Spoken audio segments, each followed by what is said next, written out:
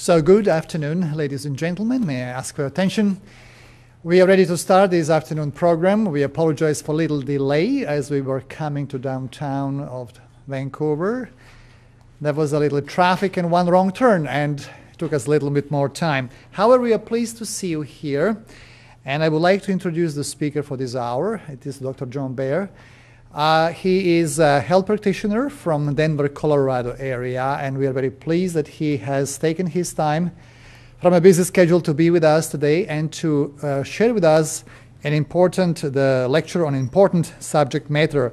The title of his presentation is Heart Under Attack. The health of the heart and cardiovascular system, prevention of heart diseases and so on will be the subject matter, and we are very happy that Dr. Baer is here, and I invite him to come forward. Thank you.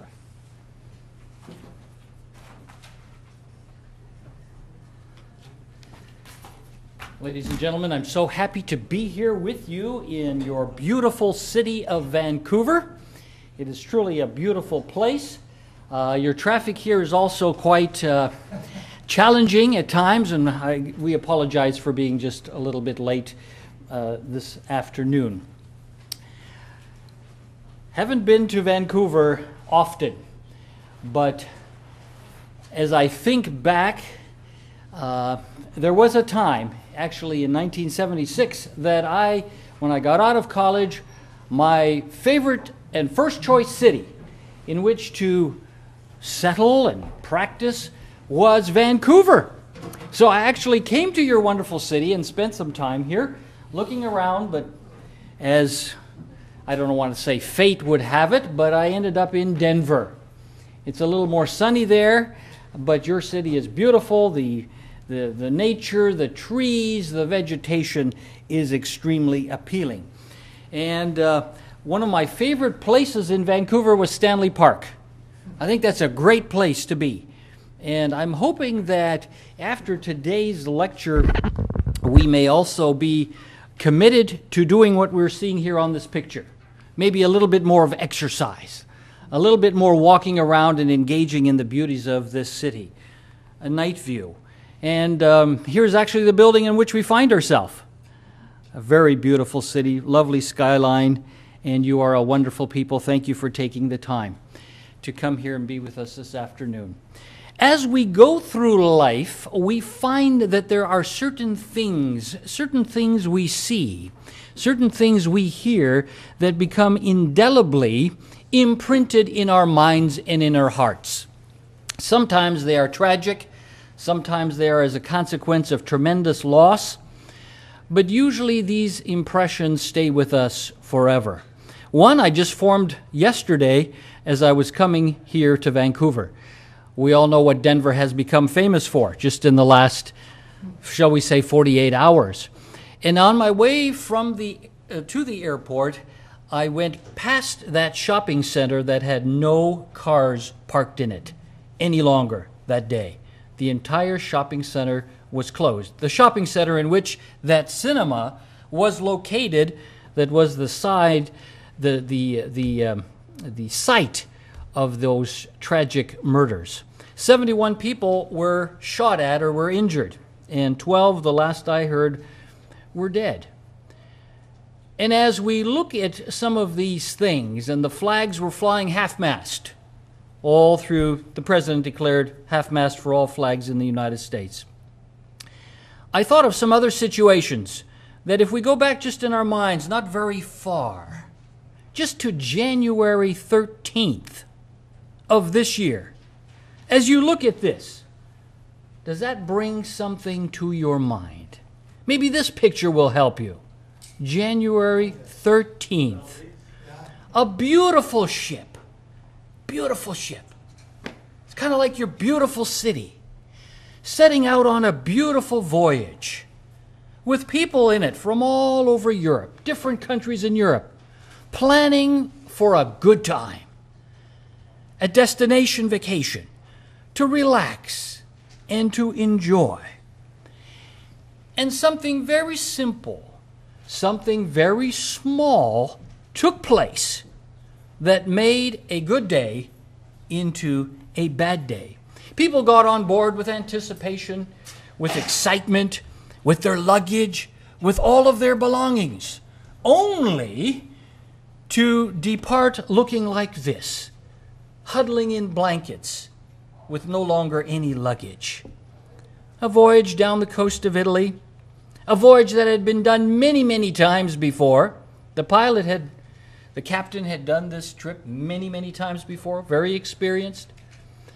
But something took place that ended up with the ship looking like that. These are images that portray what happened to the Costa Concordia. A beautiful ship, but a simple problem. A rock. Look at the size of that rock that became embedded in the side of the ship as a consequence of a mistake. A journey that started happily, joyfully, but took a course a little too close to the edge. You know, sometimes we like to live life on the edge. Just a little bit too close to the edge. Hit rock, gash was cut into the ship, and many lives were lost. This picture here was taken just a few weeks ago, as a salvage effort is now being begun to right this ship, but never to sail again. This ship will be scrapped as a result of this little accident. It will cost millions, many millions of dollars to remove this ship, to refloat it again, only to take it to another port in Italy and cut it up in pieces. Now, what does this and how does this relate to health? You know, all of us, we want to have a happy and healthy life, don't we? How many of us want to have a happy and healthy life? We're on a journey. We were born for a purpose. We all have a goal, and I believe a destiny. But sometimes along the course of life, things happen. Sometimes they're very seemingly simple, small problems which can result in tragedy and tragical outcomes. And the subject we want to look at today, we want to look at in a very simple manner. I'm not a cardiologist, so we're not going to get into the cardiology of this condition or the pharmacology of it or any of those other components, but we want to look at simple solutions to complex problems. Do you believe that for many things in life, there are simple solutions to complex problems? I believe so. What would have been the simple solution to what became a complex problem here? Just don't navigate this ship so close to shore, and you won't hit the rock, and everything will be fine. But because of a wrong choice, a very sad and deadly and fatal outcome was realized. And so from this perspective, we want to look at heart disease as the number one killer in the Western world and see if there are some simple solutions that can be implemented into our lives that are manageable, that are reasonable, that are rational, that make sense, that will allow us to navigate beyond the disaster of heart disease. Do you believe there's such a thing? Is there such a solution? Or do you think we need complex pharmacology or invasive cardiology, cardiac surgeries that do angioplasty and put in stents? Are those solutions, or are they nothing more than a Band-Aid or a secondary approach to a problem that is really preventable? I believe we can do things that will help us. Now, there are maybe some sites, I don't know how long all of you have been in the Vancouver area, but I remember something in Vancouver. It was a happy day. I'm not a hockey fan, but didn't you have here just in 2011 the Stanley Cup Finals? Stanley Cup Finals in Vancouver, 2011. Does anyone remember? Okay. Those were the pictures that were out on the media as a consequence of what was supposed to be a wonderful event. The Stanley Cup in Vancouver. The game was with the Boston Bruins. And it was game number 7. And what did Vancouver want to do? They were going to win. And when they didn't win, this is how things got. Things got very ugly. These are the pictures that I saw about Vancouver. Not pretty pictures. But now, what does the picture of heart disease look like? What does it look like? I don't think it's a person exercise, by and large. Would you agree with me? It looks very, very different, the portrait of heart disease. It looks more like what took place in March 11th of 2011? Do you recall the sights that we got from the tsunami that hit Japan and the consequence of the meltdown of nuclear reactors? Do you remember that? These things stay on our minds. Something went wrong. Something unexpected. Something nobody planned. And that's how a heart attack is. That's how heart disease is. It is silent. It is imperceptible. But when it hits, it's deadly. There's no preparation. There is no real warnings or signs for most cases. When it happens, this is what things look like. Going to the emergency room. Kind of like that nuclear reactor. An atomic meltdown. Fires. And then the remains of the damage that was done. And even though it seemed complex, and for those of you who followed it, it was really a very simple problem. What was the problem with this nuclear plant at Dachi? What was the problem? The problem was the cooling system didn't work. You have here and we're not going to get into the generation of power on the basis of nuclear energy, but we want to look at it because that's kind of how the heart works. Something very complex happens when something very simple stops working. Now, this is what happened.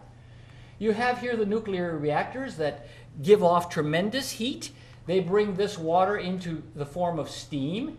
The steam then drives the turbines, and then that steam is recooled back down into water by water that comes from the ocean.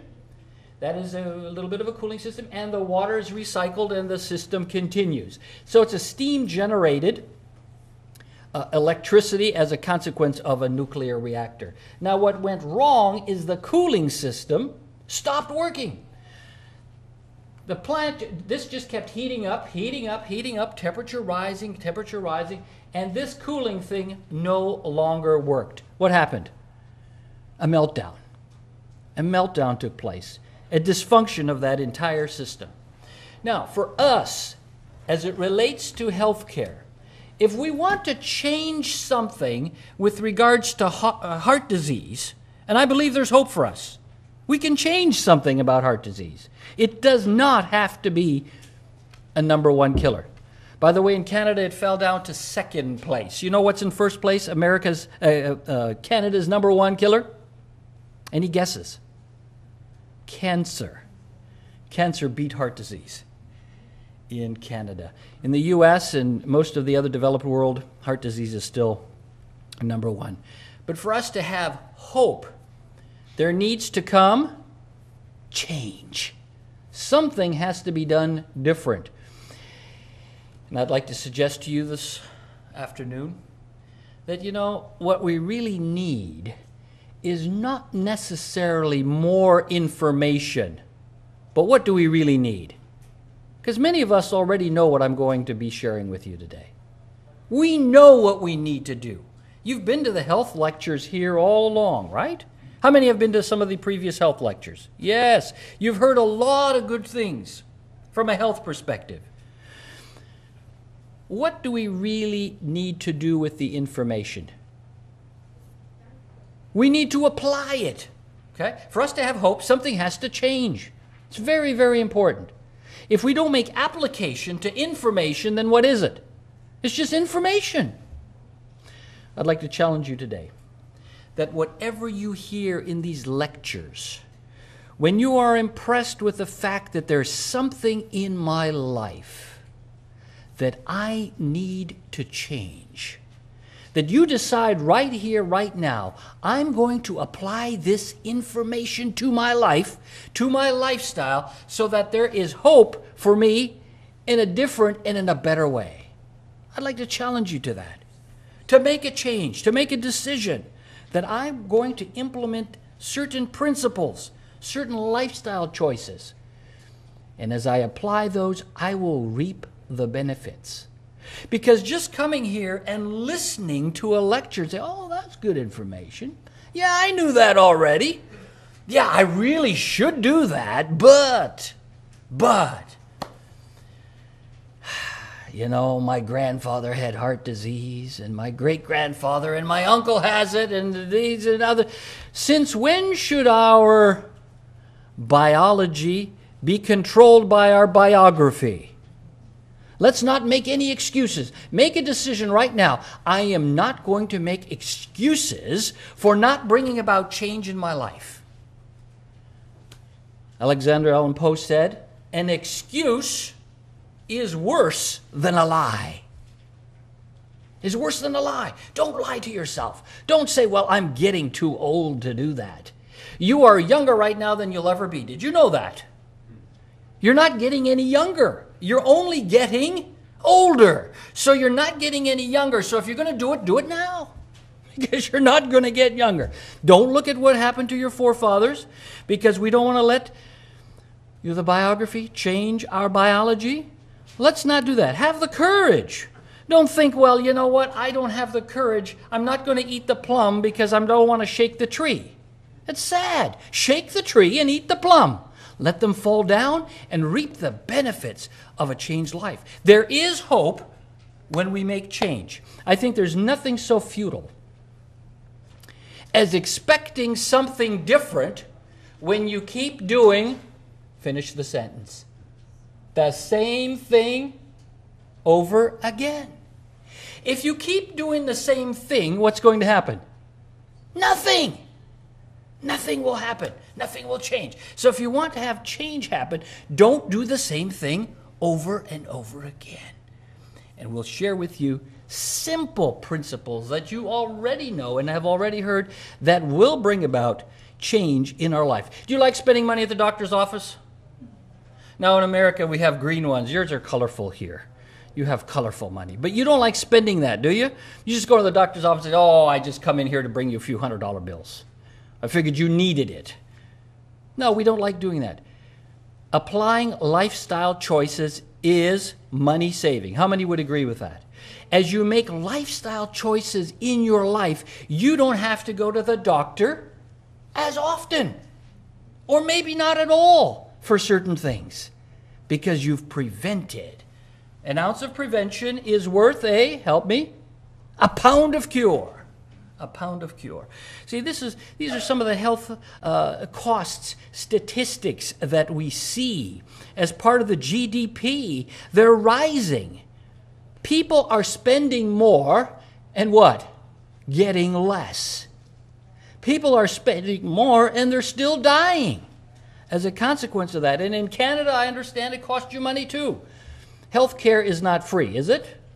It comes from somewhere. Somebody is paying for health care. So it costs money when you go to the doctor. It costs money when you go to the hospital. And on top of that, I have noticed that in Canada, when you have a problem, it takes not only money, but what does it take according to this chart here? Time. I was amazed when I looked at some of the government health care statistics for Canada. See, in the U.S., if I want an MRI or CT scan, I can get it that same day. I just call up, make an appointment, patient goes in, gets his CT scan or an MRI. I understand, according to the statistics, 73 days for CT scan, MRI 112. If you want a hip replacement, these are average statistics. You can go on the sites and read these. 210 days. For a knee replacement, you're almost going to wait a year. Now, wouldn't it be great if we wouldn't have to wait? Because we don't need it. You like that? No waiting because I don't need it. And no money spent because I don't need it. That'd be great. So it saves time, and it saves money. Now let's looking at the percentages of cardiovascular deaths as it relates to different places in the world. You'll notice that which place in the world is this, from a percentage perspective, very unlikely to be a problem. Africa. Africa has us beat, has Europe beat, has most of the world beat. Only 10 to 20%. See, we fall into this category right in here. This is what percent of cardiovascular deaths are in relation to the population. We have only one area in the world, one larger geographic area that surpasses us, and that's Eastern Europe, where it's 50 to 62%. Now, bringing it again back down to Canada. 1 in 4 Canadians will contract some form of heart disease. So if we're going down the row here, you can just count 1 out of every 4, according to the statistics, will contract heart disease. And 75,000 Canadians suffer heart attacks each year. Is that a lot of people? That's a lot of people that no longer are with us on an annual basis. Loved ones, friends, husband, wives, grandparents that could be here but are not here because they were ravaged from us by heart disease. Look at the cost to the economy. $19 billion. A lot of money spent. And then another thing, you say, oh, I'm still young. 1 in 2 heart attack victims is under the age of 65. So it's not a respecter always of persons and of age. And then sometimes we think, well, I'm a female. Oh, it only happens to men. No, it happens to women too. Men, women. Then we think old people. No, it happens to young people. And then on top of that, it happens 45% of the time it's people under the age of 65. So we need to take this very serious. Make changes in our life, lifestyle choices that will prevent us from contracting heart disease. And 5% of heart attacks strike young people under the age of 40. So that's quite a few of you people here today. Here we can see some other statistics between the sexes and the age. And then we might wonder, well, you know, we never read about it in the newspaper. It's not something we hear about. It doesn't make headline news. Yes, it costs billions. It takes away 75,000 out of our country every year. We never read about it. You know why that is? I believe it's because we have accepted the condition just as a norm. We've just accepted that that's the way it is. It doesn't have to be that way. It doesn't have to be that way. We do not have to be a statistic. When it happens, as I shared with you, unexpectedly, suddenly, without warning, it has serious impact. And as we shared, it covers the entire world. 12 million people die every year as a result of heart problems. Half of them could be saved by some very simple solutions, by some very simple preventative programs. Half of them. Can you imagine if we could take that number 12 million and just bring it down to 6 million by just doing some very simple things? Things that don't cost. It's not something you have to buy, a pill or a product. It's just changing your lifestyle. Something you can do that's very affordable. Heart attacks are preventable. And if we take more stringent preventative measures, there are many scientific studies show that 9 out of 10, not 50%. 50% is just doing some simple basic things.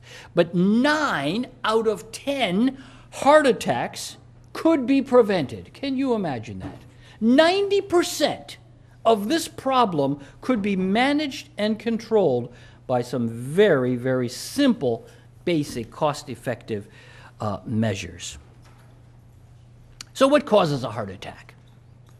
Well, It's actually quite a simple problem. Remember that nuclear meltdown? The problem was the cooling system failed. So when the cooling system failed, the reactor overheated and melted down. In a heart attack, a very simple thing takes place. There are clinical phases and preclinical phases, and we don't want to get into the whole physiology of it. But this here is preclinical. There's no symptoms. Nobody knows it's happening, and it starts very early on in life. We have the normal artery, then we have a little bit of a fatty streak building up.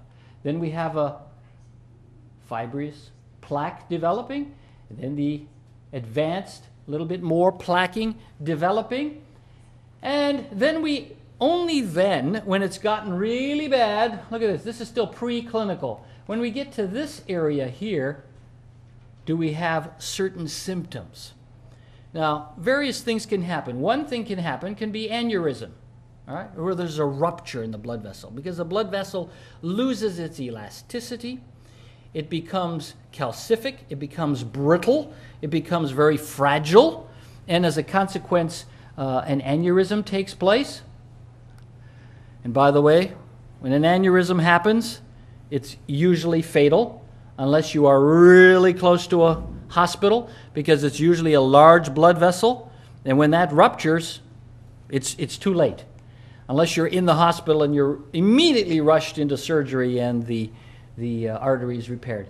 You can have occlusive thrombosis, or you can have stenosis taking place. Now let's look a little bit at the physiology of what happens. A blood vessel, arteries and veins, but we're talking primarily about arteries, have different layers. Okay? The tunica intima is almost like saran wrap. It's very thin and it's extremely slippery. It's made to reduce friction and to allow the blood cells to slide through the blood vessels with the least amount of energy loss. What primarily causes, or the seed of heart disease, is damage to the tunica intima.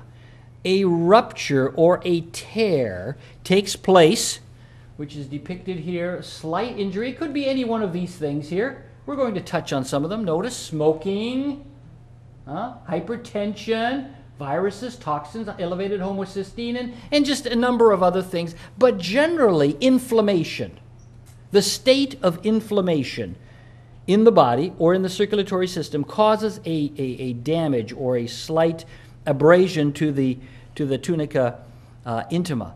When that takes place, the next progression here is actually the invagination of endothelial and monocytes and platelets into the just below the lining of the tunica intima. And as a consequence, that grows and develops, as you see here in slide number 3. You actually have muscle tissue starting to develop in here. You've got lymphocytes. You've got all of these things taking place. And actually, the buildup is not inside the blood vessel. It's between the layers. Between the layers as a consequence of damage. As that builds up here, look at, we have all kinds of things building up here. Smooth muscles, lymphocytes. It's not all about cholesterol. Did you see that? It's not all about fat. It's about damage and then a faulty repair process. All kinds of other materials building up here. Lymphocytes, smooth muscle, and then, of course, some lipid material only in the later stages of the condition. And as that builds up, see, between these layers, between here and here, the blood vessel is narrowing. So here we see the blood vessel on the cutaway. What's impressive here? Age 21. 21. We're going to share with you another statistic that this problem begins in teenagers. This is not a problem of old people. This is a problem that begins very young. See, at 21, we already see the fatty streak. Then by the age of 51, look what that looks like. Are there people in here over 51? I think so. I think so. 51. 58. 60. The progression of the disease. Now, let's look a little bit more at the anatomy of the heart and see what makes this simple problem so devastating and so deadly. We have blood vessels that supply the muscle of the heart. The heart does not get the blood from the blood that's going through the heart.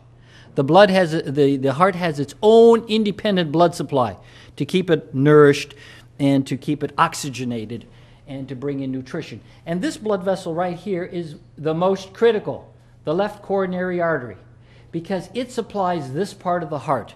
And you know what that part of the heart is? That's the left ventricle. Okay? The heart is kind of like a 4-cylinder engine. It's got 2 atria and 2 ventricles. The atria, the only thing they do is pump blood down into the ventricles. The right ventricle pumps blood through the lungs for oxygenation, and the left ventricle, only that one cylinder, the left ventricle, pumps blood into the rest of your body. So guess what happens when the left ventricle doesn't work?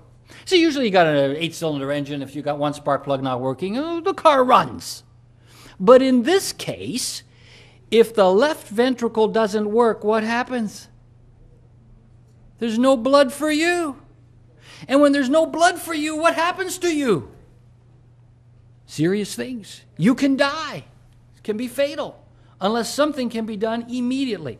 So this left coronary artery, if any obstructions occur in here, they can be fatal. Now, if the obstructions occur higher up, guess what it does? We'll be seeing in subsequent slides. It kills everything down below that. That would be a cutaway of a blood vessel. A blood vessel which very early on, showing that thickening of those layers because of buildup and then clogging occurring, kind of like an old pipe. Have you ever seen an old pipe? And the inside of it is all corroded and distorted and lime buildup and maybe rust and so forth. And that's how the blood vessel of the heart is. So if we have an obstruction occurring in this area, then everything distal from this obstruction becomes anoxic, becomes ischemic, and then dies because it's like being choked. No oxygen, no blood supply. So this is how the heart works. This would be the 4-cylinder engine. See, we got the 2 atria up here, we got the right ventricle, and we have the left ventricle. And then we have a very interesting wiring system. We have 2 nodes that initiate the electrical charge. Your heart fires as a consequence of electrical activity, myocardial electrical activity. That is initiated by the SA node and the AV node, goes down the bundle of His. And then the fibers are all triggered to fire at the right time so that the timing is just right, just like it would be in an automobile. Now, if there are damage to these areas in here, then we can't have proper electrical conductivity. So that can be a problem. The electrical activity.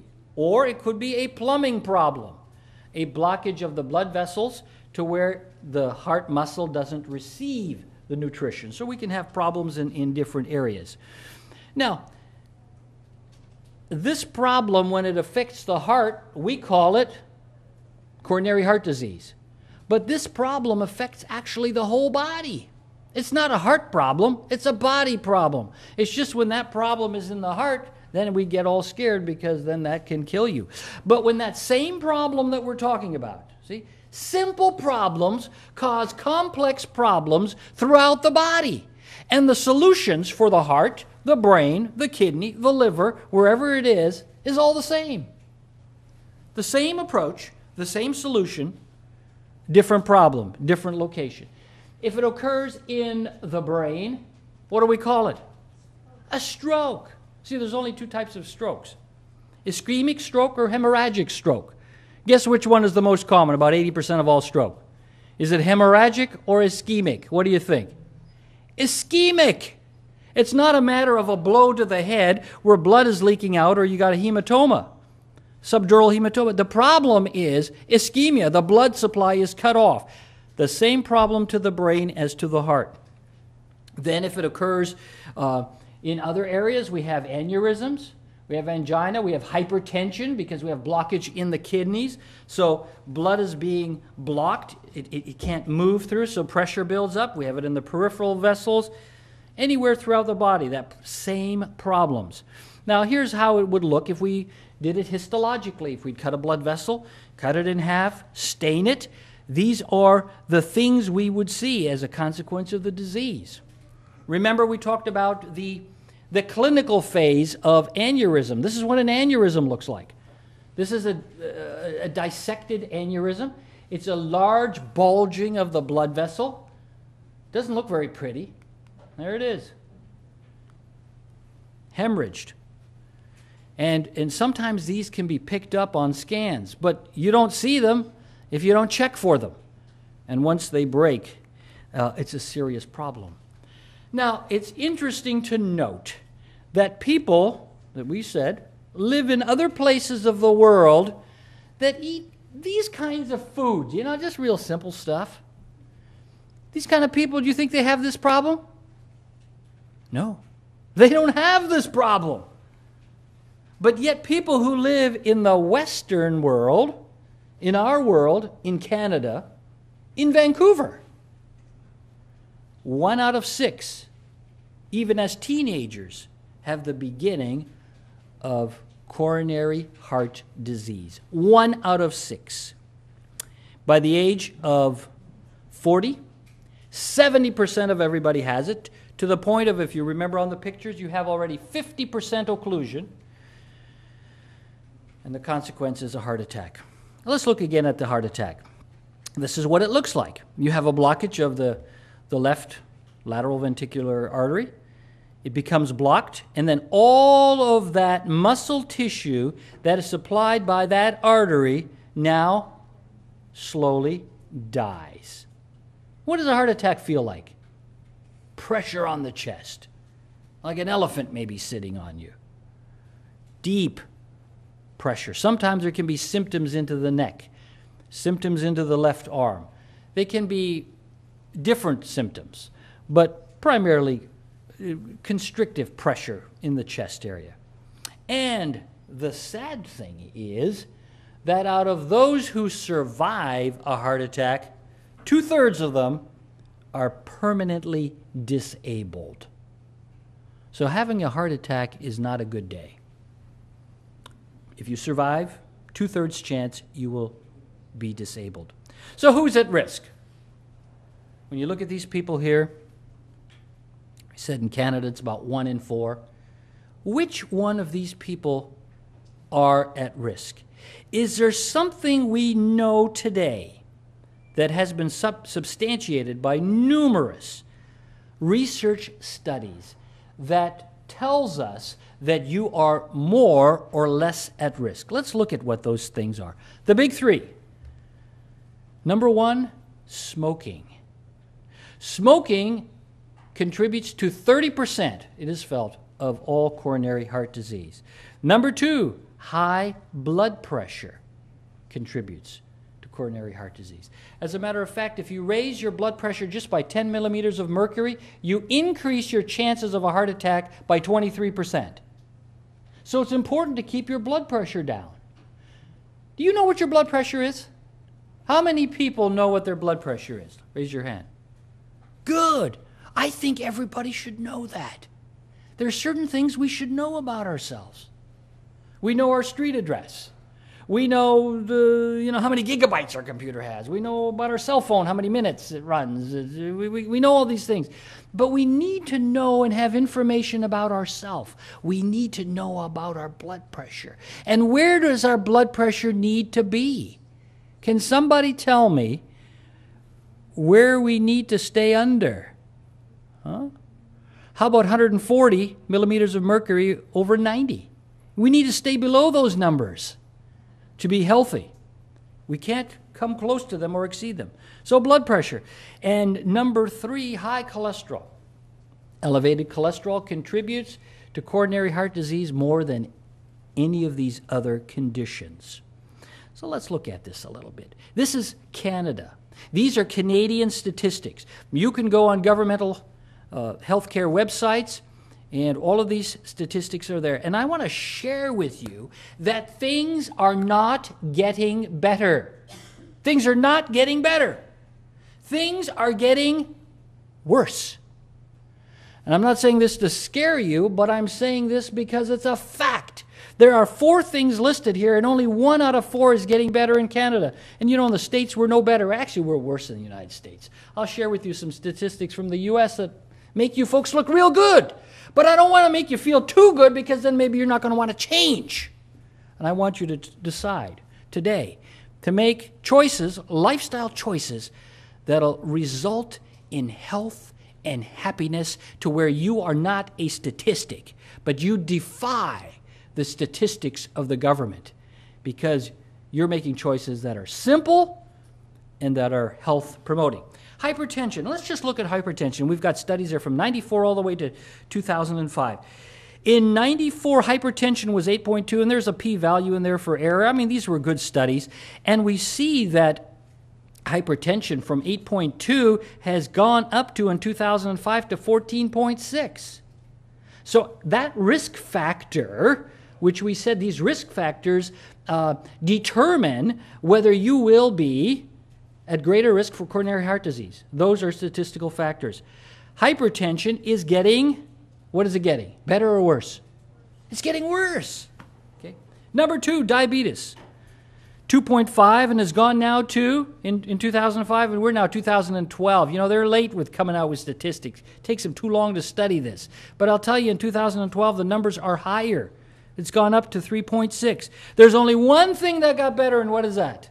Smoking. 24.4 and now down to 18.2. So good for you. Smoking is decreased. But look at obesity. That risk factor from a 9.5 has gone up to 11. It's gone up to. It's growing. People are getting heavier. People are having problems with sugar metabolism. People are having problems with hypertension. There we can see a little bit the wonderful statistic on smoking, how it's coming down. See, you got us beat. We were better than you back here, back in the good old 90s. Canada was not beating the United States. But then you made some choices. Look at that. And you beat us right down here. Much better than us in America. Now, came close here, came close. U.S. went a little up. Canada's still going down. Good for you. How about if we could see that in all of those other statistics? Wouldn't that be great? If we saw these 4 statistical areas, these other areas, all show a reduction, what would be the outcome? Less heart attacks, less death.